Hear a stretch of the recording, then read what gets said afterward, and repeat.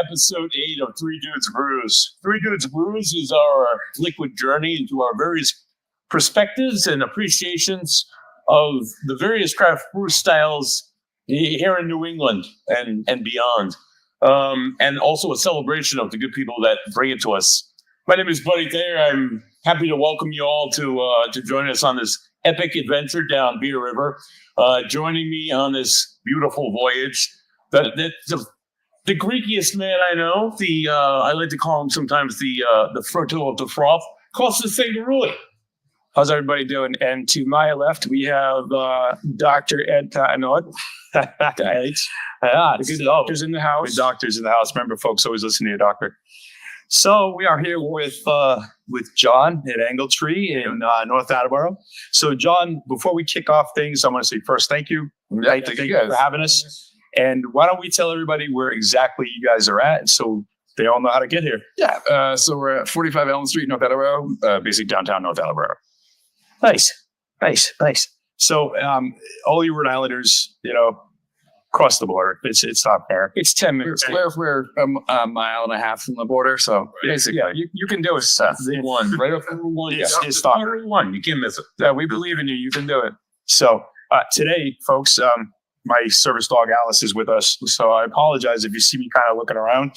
It's she's trying to get settled, and I think she's good now. She's kind of curled up next to Buddy. I think she needs a beer. So don't get started on that. I can't afford another beer drinker. So, like I said, so this is a great spot you guys got here. Everybody, you'll see some photos of the place. We have to ask one question right off the bat. Why Angletree? So Angletree is a local landmark. It goes back to the 1600s. It's the second oldest boundary marker in the U.S. It is about a mile from here on the North Attleborough and Plainville line. Okay. In the 1600s, it was the boundary marker for the Plymouth and Mass Bay colonies. Back in 1640, I believe. Yeah. 1640. Yep. So now it's the Angletree stone, because in the 1700s, the tree itself fell down. There's whether it was an elm or oak or pine. But back then, the boundaries for the states would go straight to the Pacific Ocean. Mm-hmm. So it would the boundary came from the Pacific Ocean to the Angletree and angled up to a pond in Plymouth. So that boundary line of even the current counties and Mass are still defined by that. Nice. Yeah. It's an OG site marker. Yeah, absolutely. Yeah, honestly, being a dork of history, I found that fun fact about you guys last night when I read it on your website. I also found when I was here last week, like there's old pictures in the back of Attleborough, which I took time to appreciate. Of course, I love shit like that. But is that like, are you? Is it about the history? Is it about the past, the local connections? What's that about? Mainly local connections. We wanted to be a place for everyone, which is why I suggested a beer hall style tap room, and my partners at the time were very okay with that. Mm-hmm. We wanted it to be very community focused. We do a ton of fundraisers for any charity that basically reaches out. We'll donate the space, if not do a kickback. So we're like very, very community focused. Try to be inclusive. I know there's a little debate about families and kids at breweries. We're very family friendly right now. Yeah, it's a hot topic. Sometimes I always describe it to my staff as indoor recess, not outdoor recess. They should be seen, they can be heard, and they couldn't be heard across the tap room. Right. Yeah. Do you have hours where kids are allowed, or they're here? They can come in at any time. Anytime. I would say the vast majority of families we get, over 80% are probably Sunday afternoons. Yeah. We do get some on Fridays, even Saturdays. Very few Friday and Saturday nights, which is, I know, the prime time where a lot of breweries are now shifting to adult only days. And we do have a 3 strike, you're out. 3. Okay. Speak to you. You get a warning, speak to you again. Another warning, if I have to say it again, you guys will be asked to leave. Strike 3 call. I mean, that goes for anyone, Frank. Yeah, it's even fair. I mean, because that's just it. I mean, the last thing I want to do is be sitting here enjoying a pint, and then next thing you know, I've got, little Timmy running up and down, bumping me, hitting me. Right. then you just got a block to the forehead. Doing something, yeah, You know, like, yeah, no, that's not okay. But the fact they're in the building, people have a problem with the fact they're in the building. I don't think that's also okay. It's like the 12 kids that are sitting there fine, you wouldn't even know they're here. Yeah. For example, somebody that I never know she's here. Right. And then the one kid's ruining it for everyone. It's like, it's totally fine. Right. We've had families where their parents come in, you can tell, they got 2 preemies and a carrier. They want to get the fuck out of the house and have a beer. And like they come in for one and they're gone. That's like So Yeah, you have a brewery, not a daycare. yeah. right, exactly. Yeah. You're responsible for your kid. We're not. So when my wife and I were living in New Jersey still, we had a local brewery called the Village Idiot we used to go to all the time. So next thing you know, my wife gets pregnant. We're having twins. We have our oldest daughter, and then so twins are born. Family comes down. They're like, "Hey, I want to go check out that brewery." So here we are with a stroller with the twin babies parked next to the table, Right. enjoying beers. So I mean, all they did was sleep. But no, I mean, it becomes a safety hazard too. I mean, somebody spills a drink and Totally. some beer on the floor or something. That's why I was, indoor recess, coloring, blocks, they're- whatever at the table, not football across the tap room. So when did you guys open up? So 2022, we started the build out in 2021. Yeah. I told my wife I wanted to do a brewery in 2020, and she wanted to murder me. Prime COVID, I actually started the Johnson & Wales craft beer program. Okay. The semester before COVID happened. Yeah. And then second semester, second class, it goes first class in person, second class. So there's things going on. We might have to go remote. It was like, okay, how do we do a tasting class remotely? Yeah. Did it, and finished during all that fun. And so we had our 2-year in August. That's great. Nice. Yeah. How'd you get into before that? So I mean, in college, I always drink better than like you go to a party. Yeah, right. Everyone's drinking Bud Light. I always bring like Bring your own. Killian. Yeah. Yeah, 6-pack of Killian, get drunk on that, and then switch to the stuff I didn't care I was drinking. Did a little craft brew, home brewing after college, and then I got actually really sick. Bunch of surgeries, so I wanted to do something I liked and enjoyed. So that's when I started the craft beer program at Johnson & Wales, and connected with my partner at this point. It was like, let's see if we can make it work, and we did. Yeah, you guys definitely make it work. That's for sure. You said partners at the time. Yes. So we originally opened with 3. I have 1 partner now. So partnerships are hard. Yeah. Yeah. I mean, it's whenever you get more than one person involved. I mean, now it's becomes a game. Well, I want this, I want that. Right. You got to compromise. It's like a marriage. It's Right. And as simple as I think we should be doing this, or I want to post this stuff. I'm like, right, but to me, that's going to cause this. Yeah, it's always yeah. So Partners are fun. Yeah, they're fun. So you guys noticed we started tasting here. So cheers, guys. Cheers, guys. One thing I noticed about your beers, dude, that probably separates you from. I mean, we go to a lot of breweries. I go to a lot of breweries. I have a lot of beer. I'm an IPA guy. One thing that sticks out for me, like huge, that these 2 beers right here, right? Well, I think I know what they are. They're both IPAs, yeah. Yep. And they're clear as like a pilsner. Mm-hmm. That is like absolutely. That absolutely fascinates me. How it's not. Is it filtered? Is it like? No, it's just. How do you get it so clear? It's just that damn good. Yeah, unbelievable. Yeah, we it's hard because I mean, talking to some other brewers, they always, one of the ones when I was talking to them when I was first opening up, I felt like a sellout because I'm making IPAs, and it's like, dude, that's what sells. That's what lets you. It's a business. That's what you make, so you can make the other crap that you want to make. Exactly. Everyone asks like, what's your best seller? I'm like, it's a seasonal or it's an IPA. No exception. Mm-hmm. Maybe very briefly, it'll be something we just released. Over the whole month, it's a seasonal or it's an IPA. Like we had a winter warmer November, December. December, the winter warmer was double the next beer. Mhm. You know, it's like other than that, it's probably Jeffrey because that's the one that's on the most. But it's always an IPA. You know, If it's not a seasonal. and they've got great names. Yeah. I love the names.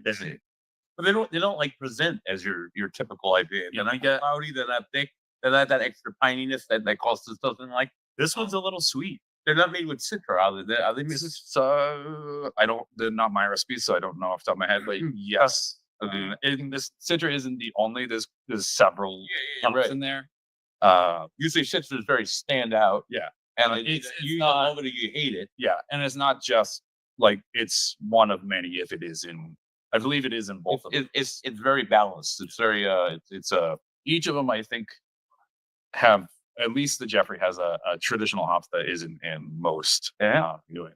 honestly both of these guys couldn't tell the difference between your IPA and the Miller Lite the other night. So it appears Dad's face on a picture. just appearance. We didn't taste the screen, obviously. Yeah, but Did I mean, not taste them, folks. I think we would be From able to- 10 miles away. Yeah. Johnson, yeah. Yeah, exactly. You know, so and that's still couldn't tell the difference. But you know what though? You're the first person I talked to. They're clear. Yeah. Oh, totally. Yeah. Yeah.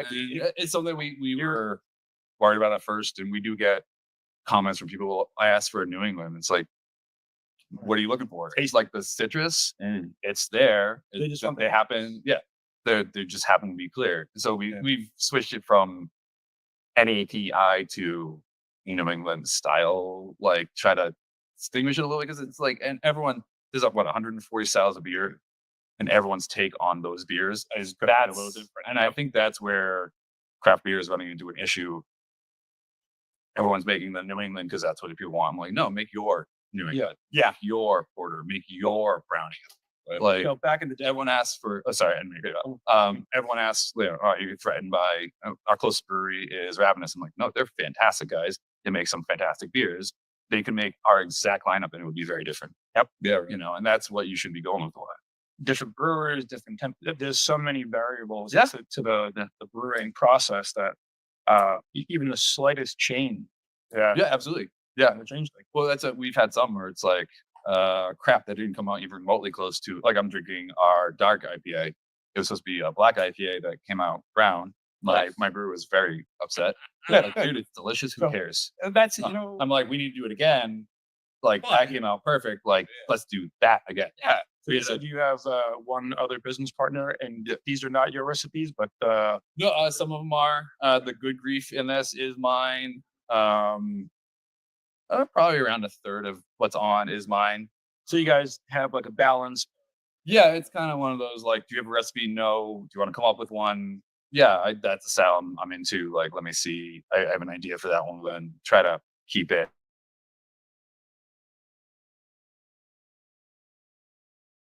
He was a craft brewer in the 90s.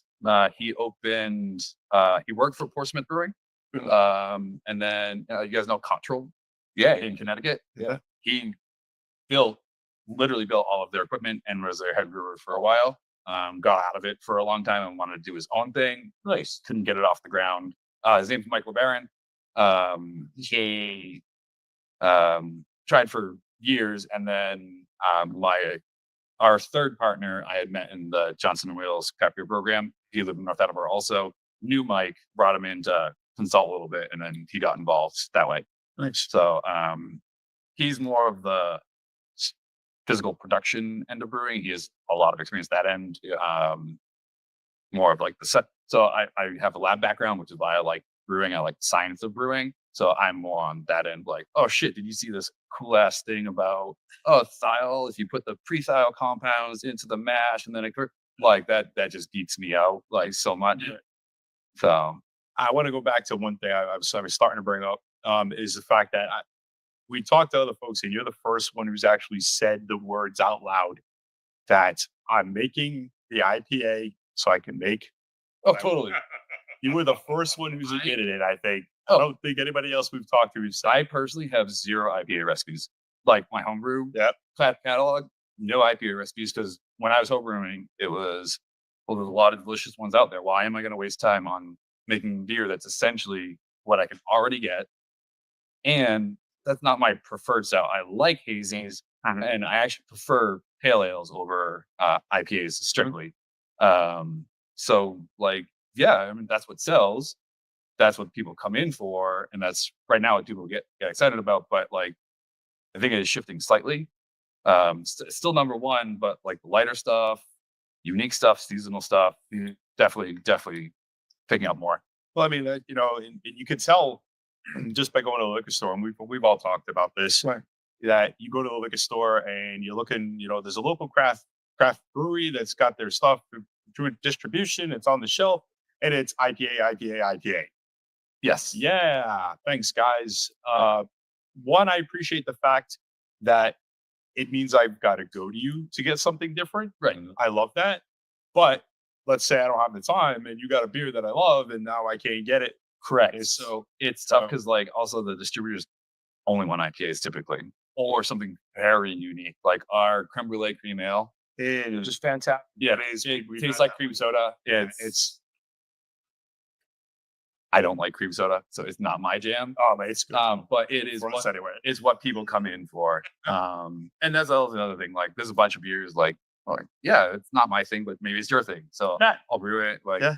I brewed a sour for my wife that I was like, I don't really like sours. It's my go-to now whenever I don't know what to drink.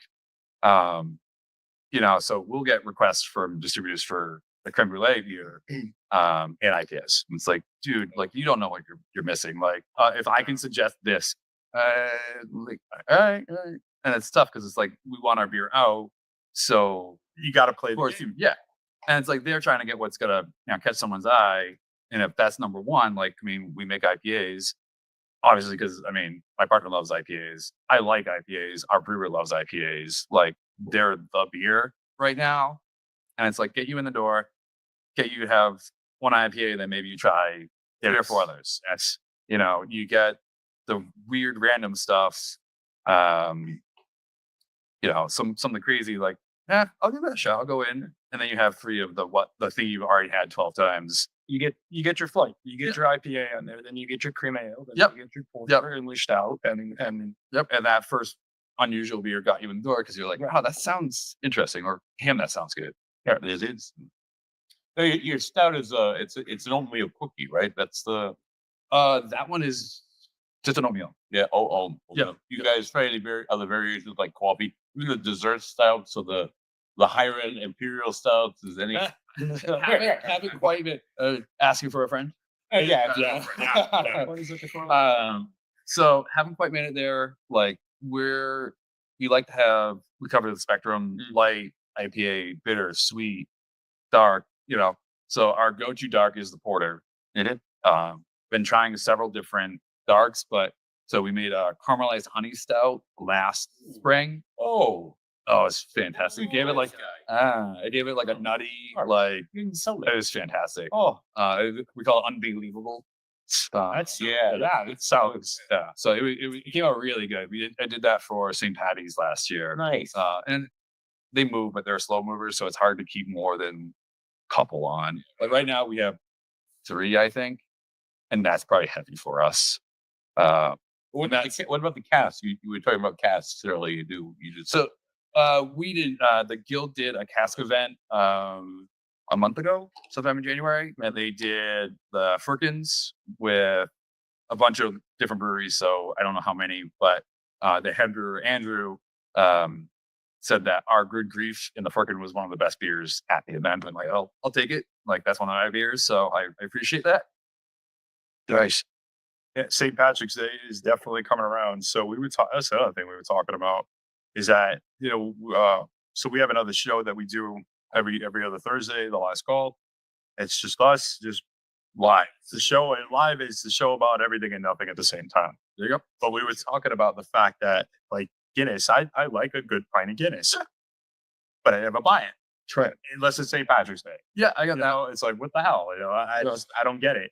It's the same way you're only having corned beef and cabbage on St. Pat. Absolutely. Yeah. You're only having turkey. Turkey on Thanksgiving. All right. I think it's a good default. Like, I think Sam has kind of gotten in that category where it's like you have the light lagers and then you have Guinness. And if that's the default for most bars, like I can drink a Guinness if I have to, if that's the only other option. But I think Sam's also getting in that category. I think that's a great thing where, you know, they're bringing beer up. I don't know if they're necessarily craft anymore. They're just so I know it's so big now. Exactly. that, you know, it's like, okay, if they're now the standard, that's awesome. Yeah. Like there's still space. There's so much space for us. Craft Chill Town. For me, Guinness, I mean, it's traditional, I guess. It's what everybody wants to do on St. Patty's Day to pretend that they're Irish or want to be Irish. I'm Irish.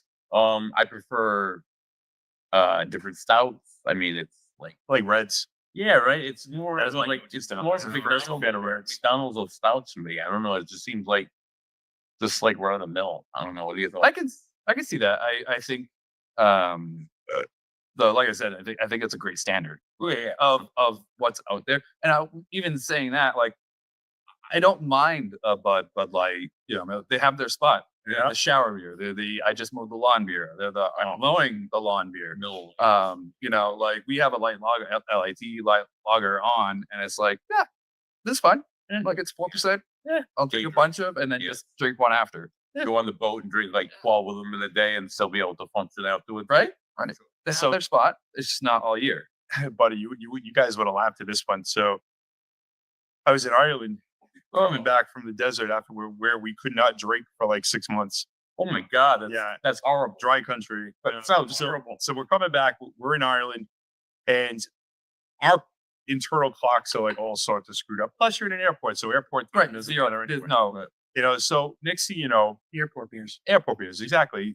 The owner, the bartender, whatever he was at the time, sees us all coming, and he's like, "I'm opening early."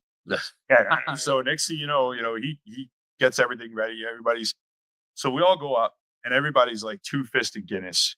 Oh, Guinness. Everybody's got a Guinness, and all of a sudden, I hear the bartender. In his thick Irish brogue, he was like, "Who in the hell ordered a Miller?" It's my buddy next to me. Not in Ireland. I'm like hanging my head. I'm like, dude. I'm like, Even my wife like Guinness in Ireland. So like, so so next thing you know, my buddy like reluctantly raises his head and he's like, "Oh, here you go, Mendez," and hands him the Miller, and we're like, "God damn it, what are you doing?" We're like, "When are you coming back to Ireland?"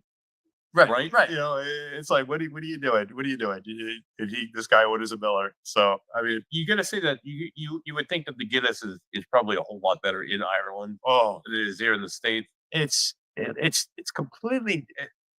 I don't know. I didn't find much of a difference. But then again, I didn't have a side by side comparison. You know, we were the other side of the Atlantic In a vacuum. Yeah. So I mean, if somebody gave me two side by side pours, they'd probably be different. So I mean, the water is different there. You know, the air temp, everything is different. part of it's probably mental too, though. You know, I'm sure. So there's going to the Johnson Bell's Craft Beer program. You do tasting. You actually just take notes. You don't talk about it until everyone's done. Because the second you suggest something, now that's in your head. Yeah. And you're like, oh, I totally taste the chocolate in that. Yeah. Like there's nothing. And it's all coffee. You know, it is. You know those little cards for wine? They do that. So you get home and you're like, oh, I totally taste that blackberry. Okay. Like, nope. But Yeah, Sure did. so those cards are one of the best pushers of wine. It's fantastic. The suggestion is Many different breweries, and on occasion, people will say, "Oh yeah, it's got notes of this or notes of that," and I'm tasting it, and I'm like, And they got their heads up and their pinky out at the same time. I'm saying, right. Yeah. So that's fair. So when I describe how to do a tasting, I'm like, be as pretentious as you can be. It is this, and also tasting thresholds are different, right? Mhm. Like, I feel like I'm super taster for diacetyl. Second, I don't like Czech pills. Like everyone's like, how do you not like Czech pills? I'm like, it's fucking disgusting. That's me with saisons. Drinking butter. Like I'm good. So it's like same way for me. Second, like you're like, oh, I taste, you know, this is the most delicious beer I've ever had. I'm like, seriously, all I taste is butter. And yeah, it's totally valid. Like, but the second I say I taste butter, maybe now you're butter. right, like, oh yeah, or Yeah. But yeah, it's funny. I love a Czech Pilsner. Yeah, nope, I'm good. So our brewer was like, can we do one? I'm like, yes, you have to. If you have to. So, we say it all the time too, and I keep saying, the phrase. Sorry, guys. But there's a beer for everyone. Oh, totally. Not everybody's gonna like every beer, but there's gonna be something for you. So that's one of the biggest things. I mean, what is there? 140 styles of beer. Like that. It's So I ridiculous. tell people that all the time. Is we get events, we get bridal showers, and it's like we have a seltzer. So like, if you really don't like beer, there's at least something. We typically have a cider on, like a malt cider. But I'm like, whether you like beer or not, there's so many styles, there's so many takes on those styles. There's something that you like, you just don't know. Yeah. Same thing. I'm an equal opportunity drinker. Like I drink almost everything. Yeah. So, like I said, the only style so far that I definitely do not like is a saison. Oh, I something about it. I don't know what it is, but I'm sorry. I've tried many of them, and every time I try one, I'm thinking, well, maybe I'll like this one. Nope, sure don't. No. Still don't like it.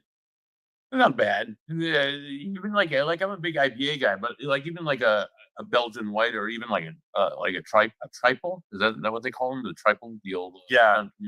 the monks that make them. It's different, but they're very different than an IPA. It's very different than an IPA stout, but Yeah. I think I'm more on that end. The I mean- Belgian stuff, the French stuff, the saison, that stuff cool. I ton of home brewing, and I got into cider, and I do like wild fermentation, and I got some stuff that is like incredibly clean, and it's like, how is that wild? And some stuff like that is the funkiest thing I've ever tasted, right? Yeah. Right. Yeah, I got a buddy who's like, he loves delirium, and again, nope. Sorry. Yeah, and it's styles for everyone. It's just it. It's just one of those things. That's why we started with 8 and very quickly went to 18. Oh, that's fantastic. That was going to be the next question. So, how many beers do you have on tap right now? 18. So 18 taps. I think we're down to 16 right now. We have a seltzer. Sometimes we'll have a cider, but we try to cover as much range as possible. Because in the summer, someone wants a dark beer. In the winter, someone wants a light beer. I will say, like, we have so many events that A little something perfect. yeah, and really try to give a place for everyone. Like, that's what we're going for. That's what you got to provide. So, And I think you guys do a great job. thank you. That's just so good. Fantastic. this beer here on the end, I'm not going to say what I think it is, but it has like a cinnamony Aluminum? like aluminum aftertaste almost. It's quite delightful. This, that I haven't gotten to the last one yet, but Right there. as always, Big, folks, big red in the back. but he's just about done. He's just really. But he's got a beer for afterwards too. Right. But he's got a beer to wash his beer down, Yeah, right. so. He's a man of culture. Yeah, oh yeah, right, and of course, so. What's your favorite style to drink? The maltier end. My first style at home brewed was red. I tend to do a very seasonal beer. Yeah. Like with Winter Woman, that was my favorite. Right now, where I thought my brewer was going to be doing a wit. I can't wait for that. Yeah, I default to the malty stuff when I don't know. I'll if there's like and also with this now I'm like, all right, market research, right? You go somewhere. I'm like, all right, I haven't had that. You get those out of the way, and then I can try the stuff I want to. Or, so yeah. That's usually, I think a lot of us do that. We go someplace, and okay, well, I've had those. Let's try something else, and then maybe I'll go back to what I know. So that's, guys. It's like we say this. I said it again. Try and expand your palate. Try something new. Get out of your comfort zone. You're not going to like everything, but you don't know until you've tasted it. no, there's been plenty of stuff. Like there are Czech bills I've had that I like. I'm like, oh, all right, sweet. I'll have another one. Yeah, but normally you're not going to. Typically, that style, I'm like, Yeah, you're going to see another menu. You're going to be like, oh, I'm going to stay away from that. Yeah. I think that's why a flight is great. You can yeah, built to try 4 different beers all at the same time, and you don't have to get a thing 4 of each. I actually really like Imperials and Russian Imperials and politics and stuff. I get on the flight because I'm like, by halfway through the flight, I'm like, all right, that was delicious, but I'm already done. Yeah.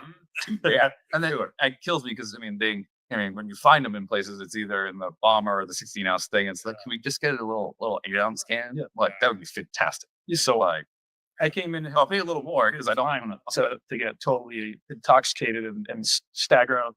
Yeah. Yeah. It was like, I want to remember what I tasted. Yeah. A couple of weeks ago, I came in. I told I came in here, and Mike was behind the bar. It was a Thursday night, and I had like 3 flights, and I tried all your beers. I figured out which one I liked the most. I think it was this one in particular, the Good Grief, that I got a full pour of. It's good to be able to sample a little bit of everything. You have a very wide variety, wide spectrum of beer tastes and styles to dip my toes into a little bit of everything. See what Now, kids, Buddy's a professional. Don't try this at home, guys. Do not try this at home. Okay, he's a professional. I mean, only Buddy is going into a place and just like, I'm going to order, 3, 4 flights, and then I'm going to order another, But he's kind of a big guy, Just So, he's probably used to, well, I guess you could say, absolutely. hours. that's it. Yeah. And so, you pick one is another own. No. So I was going to ask you what your least favorite style is, but I think we kind of hit on that already. Is there one that you just like more than a Czech Pils? probably not. Probably The, not. the diacetyl. If it's a clean, like, I mean, because that's one of those styles. It's like, oh, diacetyl is fine, or minimal diacetyl is fine. Yeah. Right. Like, yeah, no. If it's clean, yeah. Oh, that's What delicious. exactly is that? So it's literally the butter compound they put on popcorn. It tastes buttery. So if you ever go to a brewery, Genuine artificial butter flavor. yes. So it is. If you ever go to a brewery and a beer tastes buttery, so there's a off compound from yeast that is called diacetyl, and there's something called a diacetyl rest in beer. So you bring the beer back up to slightly below room temperature, something, and then the yeast will actually remetabolize that and get rid of it. So it happens a lot in lagers because there's nothing to hide it, and it's purely a yeast product, So it is understandable in some and acceptable in some styles, where other styles it's like that's an off flavor, and to a certain level, it's an off flavor in all styles, right? So it is literally the compound they put on movie theater butter on popcorn. Let me. Well, we're talking about pilsners, and you mentioned wine. You were going to talk about popcorn. And popcorn. Popcorn. That's an idea. That could be a thing. Yeah. One thing that's always like that, it's kind of like popped around in my mind a little bit. Say that you're a craft beer guy, I'll ask you, what's the difference between a pilsner and a lager? That's a trick question. It is. Lager is a general category of beer, where you have ales and lagers, and a pilsner is a very specific style. Can you give an example of both? Big box. So big box. So you're talking lagers, you're talking Modelo, you're talking all pilsners, you're talking all American light lagers, Like Bud Heavy, Bud Light? Yeah, exactly. That's the lagers. And you're talking a pilsner. You're talking German. It's And all light, right? technically it's an American pils. All of American beer is some version of a German beer, so it's all Mexican beer. Difference is with pilsners, it's all grains, whereas Reinheitsgebot is all about taxes.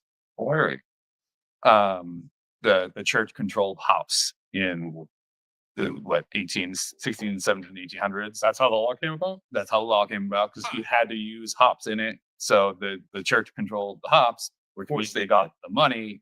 It's all about taxes, nothing about purity. What do you The more you know.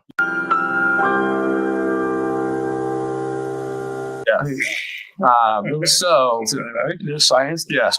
I love this obscure history. Go on. all right, I'll continue. So all American lagers are pilsners with adjuncts, right? Like, so you American lagers, you get rice and you got corn, depending, and then all Mexican lagers you get corn exclusively. Like I think it kicked. We have it in cans.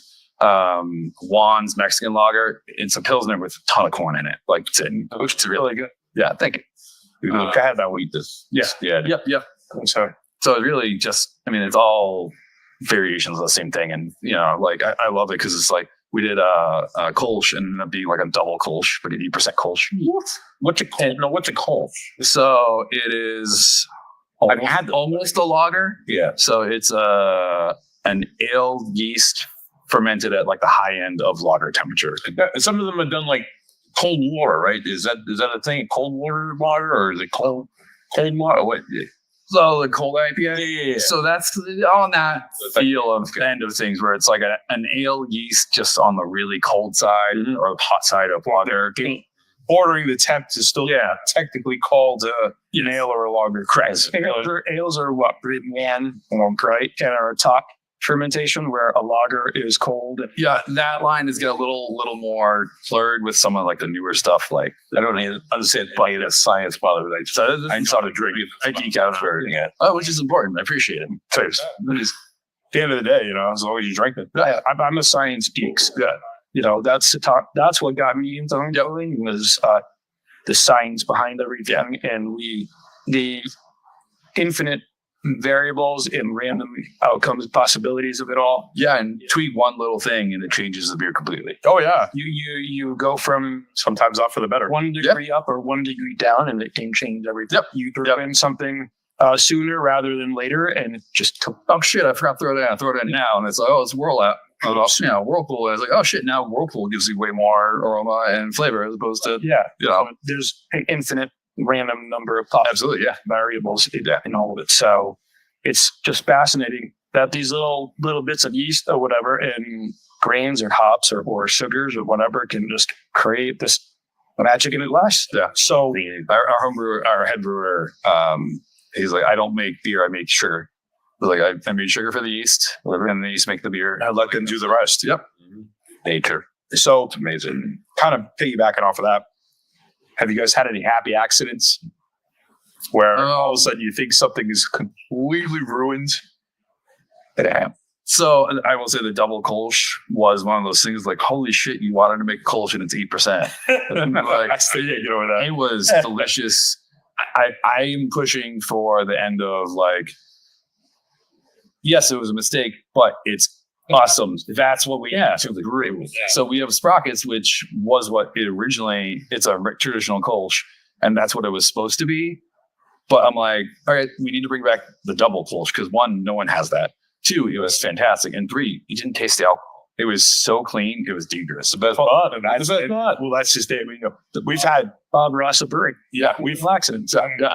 we've had many of an 8%er where you're like, this doesn't drink like an 8%, and I'm gonna get in trouble today. Yeah. Those are the. I gotta think I can switch it before I get in trouble. Yeah. Yeah. I've had 14%. I feel like I'm eating candy rather than I'm like, oh my God, 15% alcohol, my volume. Oh. And usually though, something like that, but to me at least anyway, I think they're so heavy though that I'm not drinking more than one of those. Right. Oh, it was like drinking brownie batter. It's delicious. Very thick, very heavy, delightful. I'm not saying bad. I'm just saying that I'm not having another pour. I had a growler at Thanksgiving dinner, after Thanksgiving dinner, and I was like sleeping by it like dessert. Oh, I bet it. Puts you right to sleep. So did you say that beer was named Sprockets? Sprockets, yeah. So now's the time on Sprockets. Can you do it? Yes. So now's the time on Sprockets when we dance. That's all the time we have on Sprockets. So I love that skit. That was an old SNL thing. Yep. Back when it was still good. Because I haven't watched SNL. 50 years this year, guys. Cheers to SNL. That's right. 50 years? 50 years. They're doing like this week. It's the celebration. Damn. All the SNL. I go back every now and then. I'll watch like the old Adam ones. Sandler. John Belushi was still there. Gilda Radner and all that. And Chevy Chase. Back in the beginning when I like the not ready for primetime players. I like they do those news broadcasts. I'll see that on Instagram or something, and it's like, God, they don't leave and nothing is off the table. No, it's like Do you guys have any plans to do any kind of like limited releases? I know that's kind of a thing that's been popular in the last several years, like doing, barrel aged. So we do collaborations, limited releases. Of course, if it's in a black glass bottle and there's some wax on the cap or the cork or whatever. Right. There's got to be magic in the bottle. Right. It better be magic in the bottle. Whatever you're paying for, yeah. You ain't trading $30 for a bottle, Yeah. right? So nothing that extensive. We're fairly limited. So right now our philosophy is we'll do a beer if it's popular and we bring it back, then that gets canned. Okay. Other than that, we're not doing too much in like the packaging. We started out with a ton of barrel stuff because there was a distillery in North Attleborough. They moved to Pawtucket, and they weren't producing in-house for a little bit. So we now actually have a barrel sitting over there, just wait for something that will work in it. We've tried a bunch of different stuff. The traditional stuff, the dark stuff in it, porter, throw some cocoa nibs, like that stuff. Yeah. And then we had, I think mezcal if it's not produced in Mexico. Yeah, mezcal, yeah. So we had a mezcal barrel. No, agave. We had an agave barrel, and we did our blonde in it with some like lemon lime rinds to give it like that. So called it like a south of the border blonde. It's gonna be, Drinking problem. seems to be me lately. I don't know what it is. So all the barrel stuff, yeah, we're trying to keep it. Like to do more of that, and that's something my partner Mike is great with, is the barrel stuff. But we just got that like getting in the year, so we haven't brewed anything that obviously getting years slow. See what you guys do with that. Yeah.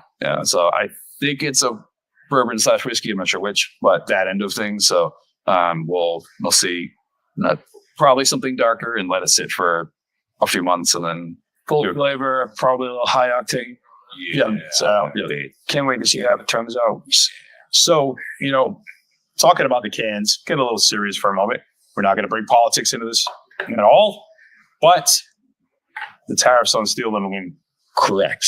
25% correct. And the majority of aluminum for cans comes directly from Canada.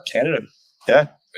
So the Brewers Association, I want to say, sent out an email saying that, obviously, like both of those will be affecting craft beer because, I mean, kegs are kegs. Once you have it, it's a physical asset. It doesn't really have a problem occasionally. The cans, that's probably going to be a problem. That's, because 25%. I don't know if is Canada the 25% or if it, okay. Yeah, they're so big. Yeah. And I think that takes place in March. It's supposed to start. I think so that could be a significant increase for craft beer because the majority of that does come directly from Canada. Yes. So we'll see how that has affected us. But I mean, there's like Brewers Association. I know I'm aware of it. I'm sure most craft beer breweries are cognizant of it because it will be a increase. I mean, I will say each can individually isn't that much of the price of the beer, but it's still a cost to us in producing. Right, when you're purchasing 1,000 cans. Right. Yeah. Went from An extra 10 cents a can. right. Absolutely. Like, yep. Out of your pocket. Yeah. Sit on it. And that adds up enough that then that prices then have to go up. You either have to eat the cost of the additional cost of the can to keep your prices where they are. Right. And we had this discussion this week. Yeah. And distribution is already, we're selling it to the distributor for half price. And then they're selling it to the store for half of that. And then the store is then selling it for, and it's like a stupid amount of money. Yeah. And it's like, okay, so I mean, but how craft breweries buy at the brewery, because that's where we make. I mean, cans of go are already reduced from the tap prices. But when we sell it to distributor, and you guys are losing money. Yep. And obviously they fill a role of getting our beer out. It's a necessary evil on board. Yes. Right. Are you guys in storage? Yes. So we had a distributor. It seems like they're not in business anymore. So we're looking for a new distributor. We have someone we're talking to. And we also do self-distribute, but Rhode Island is different. Yeah. You can't Thanks, Rhode Island. Rhode Island's a little. We've been talking about that. Thanks, little buddy. Yeah. They are lobbying to change that. Yes, that would be fantastic. I know many Rhode Island breweries don't distribute simply because of that. In Rhode Island breweries, you can only get like a case of beer and walk out, right? Yeah.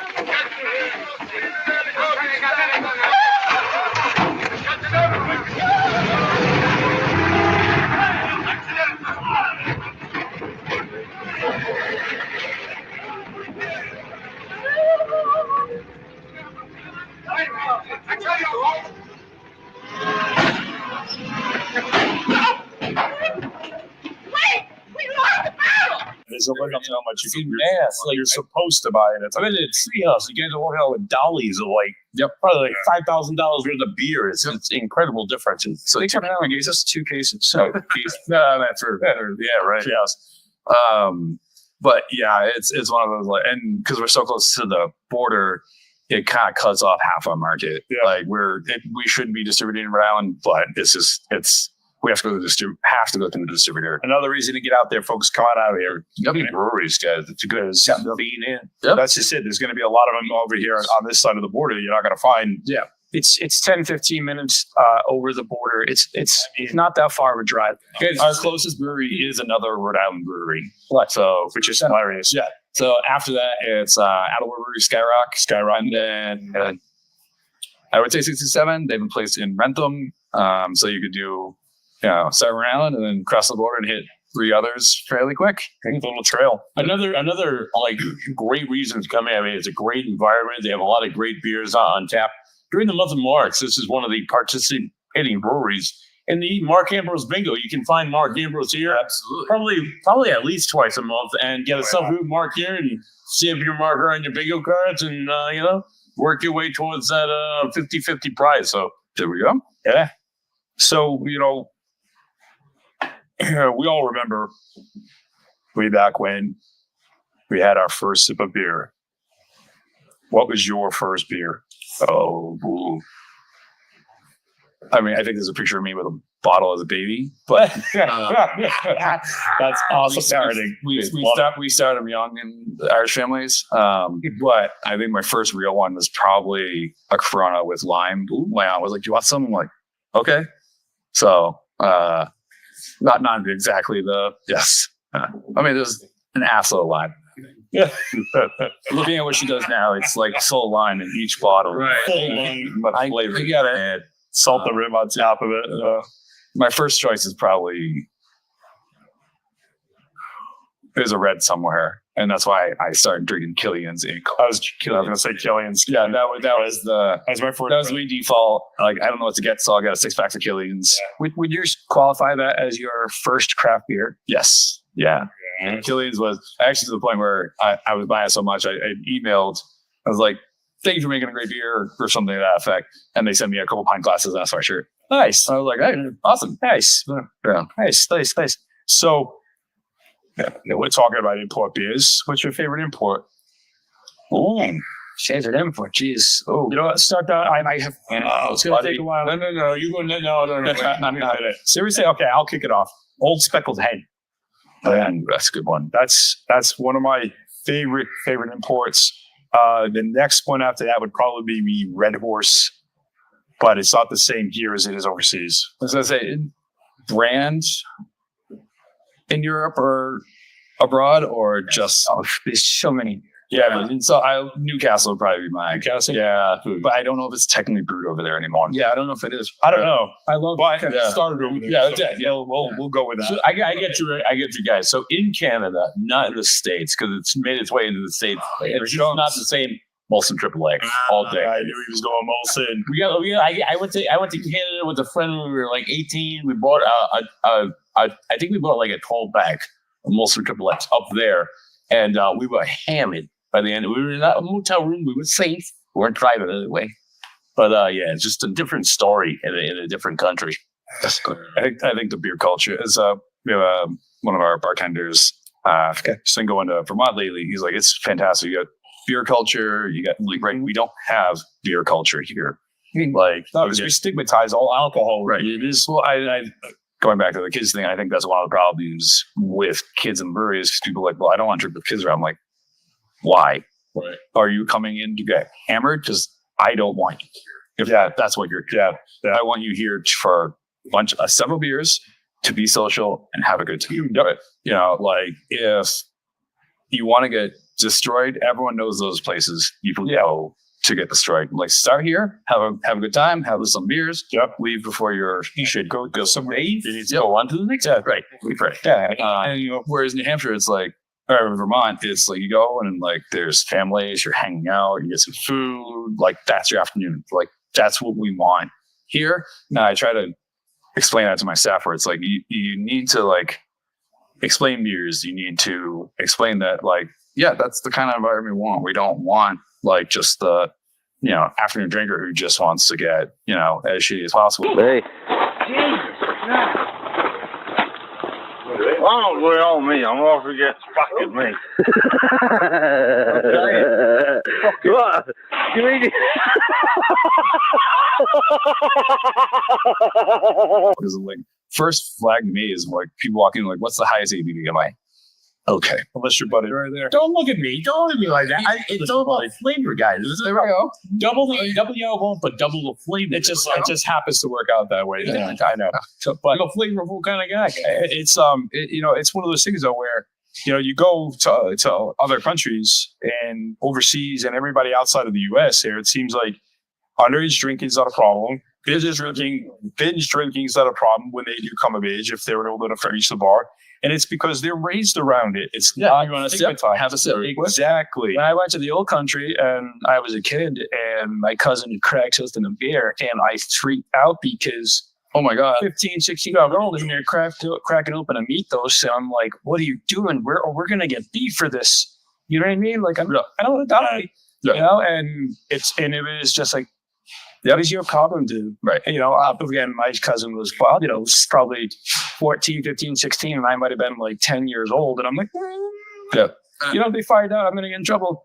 And it was just like, we're just cracking up. Next thing you know, the adults are coming around going, why aren't you having any? What's wrong with you? Right. Yeah, like, you know, where's his? And then I'm like, absolutely. I think that's something a big problem in the US where it's like, yeah, you're only exposed until you get to college. Maybe in high school if you're sneaky enough. Not that long ago, you know, for us older folks, right?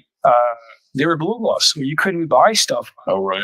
I remember that Sundays. You couldn't buy alcohol, like Running into, we had to go with the mess. The Shell gas station in Room County, when that movement did, so I used to go there. Yeah, you know, it's the culture I think has changed. Well, now we still got limited hours on Sundays. Well, yeah, you got why? At least so many limitations, and when you tell somebody that they can't do something, immediately.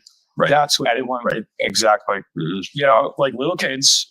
Oh, you can't do something? Okay. No, well, why can't it's gotta be really good if I can? Now you're my curiosity makes me want to do it. So now I'm going to be forced to do it. Correct. Like, you know, in European countries, some of them don't have drinking ages. Yeah. And I'm not saying that they don't have. It's common sense, though. Right. That's what they do. I'm not saying that an 8-year-old goes into a bar trying to get a beer. It's like, they're like, what the hell is your problem? Yeah. You know, you're in with your parents at 13. You're like, yeah, like, right. You know, you can't get the 15% thing, but right. But it's like, okay, so, you know, it's not a big deal. So if you don't make it a big deal, it's not a big deal. And there's no desire to do it. Right. You know, underage drinking, you know, we all did it. Yeah. We should. Well, very detailed. Yeah, some of us more than others. Some others. I'm running into that with the town. They're very difficult on certain things to get through. Like we're trying to do a beer garden at farmers market on Wednesday night, and like, well, there's families there, and we're very family friendly here. There's families here, right? Like, do I want a 6-year-old walking across the thing with a beer? No. Like, well, are you going to be carding? I'm like, yes, of course I'm going to carding. You pussy out or what? No, man, I got it. It's flawless. Check it. Hawaii. All right, that's good. It's hard to trace, I guess. Wait, you changed your name to McLovin? McLovin?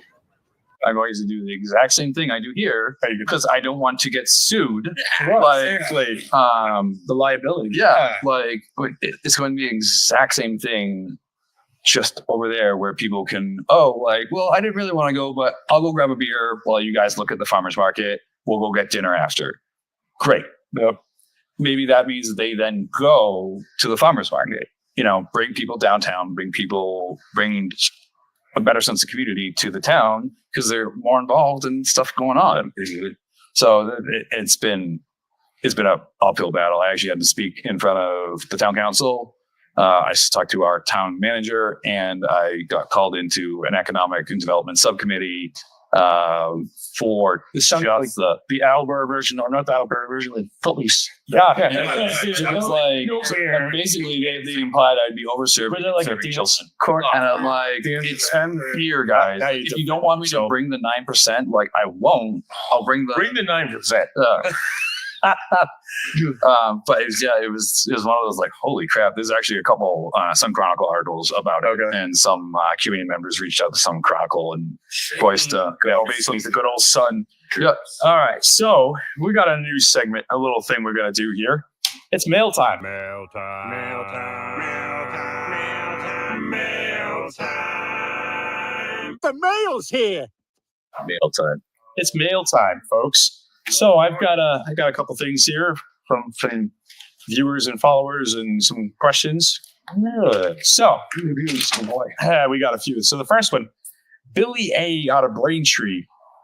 What do you love about your job? It's a great question.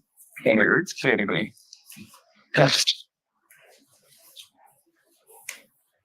Nothing? You don't love anything about your job?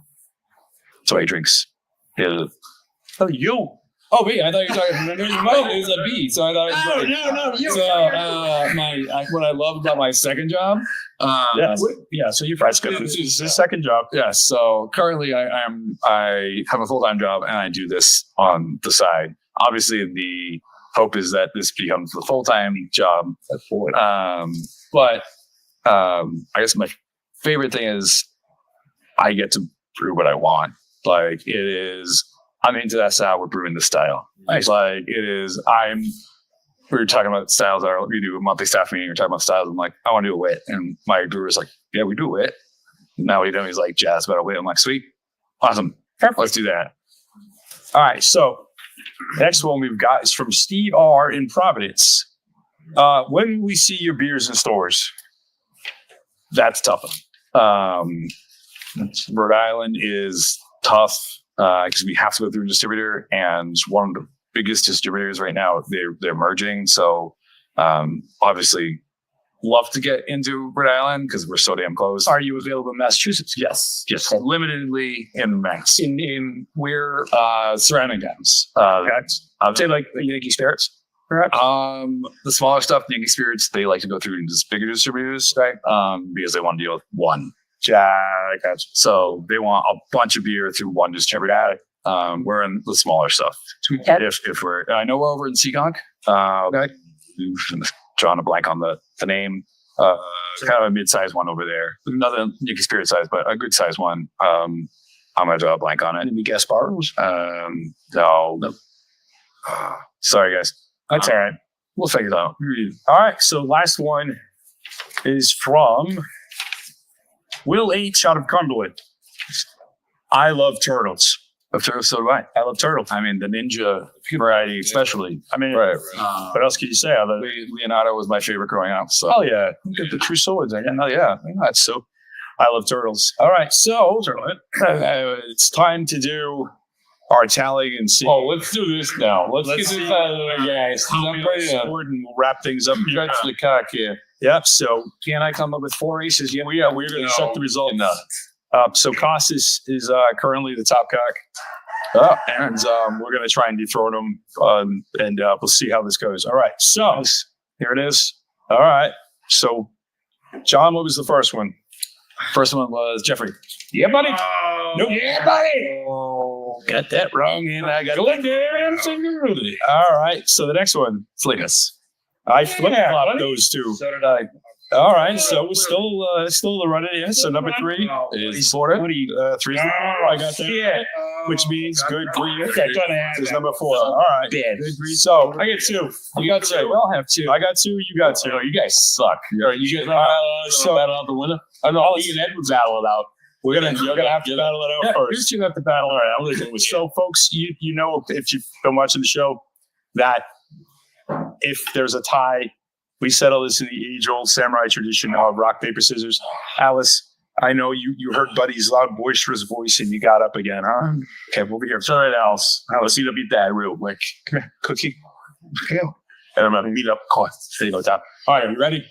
Best out of three. Best out of three. 1, 2, 3, shoot. 1, 2, 3, shoot. And 2, 3, shoot. Oh, okay. The next one is a little. But please do not knock it. No. You're good there. No, you see me all right? Don't go any further. Ready? Best of three. Here we go. Alice. All right. Davis. Shoot. And I didn't shoot. And I didn't shoot. Yep. Oh! Give me the cock! Yeah. We have a dethroned. Just hold on. Give me a hand up on the table. I can't. So we have dethroned the Greek, and this is Buddy's first top cock. First time? First time Special for everyone. First time for the top cock. I mean, everybody remembers well, I don't, but Buddy will never forget the first time he got the cock. If you guys like rock paper scissors, we are having a rock paper scissors tournament for team domination. It's a park license fundraiser. Nice. I want to say in March, but I have to double check. So I couldn't help but notice that you have the Leo Strong Alice. window. Can you tell us all about You're a good hands now. So Leo was calm down there, Tyke. Brave town, North Attleborough resident who I diagnosed with Ewing sarcoma. Oh, okay. I want to say 4 or 5 years ago. I'm not sure the time frame. He ended up losing his leg to it. A couple of years ago, he developed in his shoulder again. And under treatment for the last couple of years, he ended up passing away just before Christmas this year. When he was first diagnosed, middle schooler. I want to say a freshman. That's not positive. We did several fundraisers for him, for his family, because obviously with that level of treatment, his parents think you take a lot of time off. Oh, we got a bit. Not that I'm trying to sort of dark. No, but that's kind of one of those things. We actually did we rebranded one of our beers, actually the red ale, to be number 9 stronger because he played football and his name is number 9. And all profits for a month from that beer, that's awesome. That's awesome. Giving back to good. Yeah, trying as much as possible. That one I will say was a little tough that was our first time doing anything like that. So I was like, everyone's coming in to call me that. Make zero money. But it ended up they got a very large check from us, and it was awesome to give back. Right, it's fantastic. Yeah, but people still remember that you did that. The outcome. Yeah, right. It brings people in the door. Right, and that's obviously part of it. But that's we get to be use our resources for the community, and that's what. And that's we've done a couple of fundraisers ourselves, and it's just we're not looking to get anything out of it. We just giving back. Yeah, the same thing with the Mark Amber's bingo. We're not getting anything out of that. Mark's not getting a dime. Neither is Mark. The winner is going to split the 50-50 charity with the Ronald McDonald House of Providence. Sounds a tremendous organization down by Tilden, Rhode Island. Hasbro, Tilden, Tostable, helping families, helping kids. We did. Growing up, I did they do a 5K every year. Yeah, right. Yeah. Or they still do it. We did it several times growing up. It's awesome event. But yeah, we get all the time because most places charge for the space, even for fundraisers. We don't. I don't understand why these organizations who are trying to raise money are getting charged, and I understand it to a point where you can design our space, but to me, you're bringing in customers. Right. Yeah. So that's, if you bring in a massive crowd, awesome. You use my entire space. Awesome. Yeah. We're getting money via beer sales. Yeah. And those are some of our best nights. We have a veterans event, New Englanders for helping our veterans. Ends of the month. Yep. It's to help veterans with everyday expenses. And you said there's when? End of the month. The 22nd, I want to say. Always our biggest night of the year. Just one beautiful night. And we don't charge them anything. The band, Toby Road, plays. It's free. Just trying to push everything towards helping veterans. Thanks for that, man. Absolutely. Yeah, thanks. All right. Well, we've got a little over today, but that's okay. Good conversation, great beer. And I'm looking forward to having another one, honestly. so that's just it. We got to wrap it up. So, folks, make sure you get out here. Angle Tree, North Attleborough. Come say hi to John. Appreciate it. Yes. Appreciate it. Thank you. Appreciate you guys. Thank you, John. Also, So much for your time. beers. So, for Three Dudes Brews, Yeah, that's it. That's it. That's us. Somebody there. We're out. Thank you for tuning in, guys. thanks, folks. Thanks, guys. Remember, drink local. Cheers.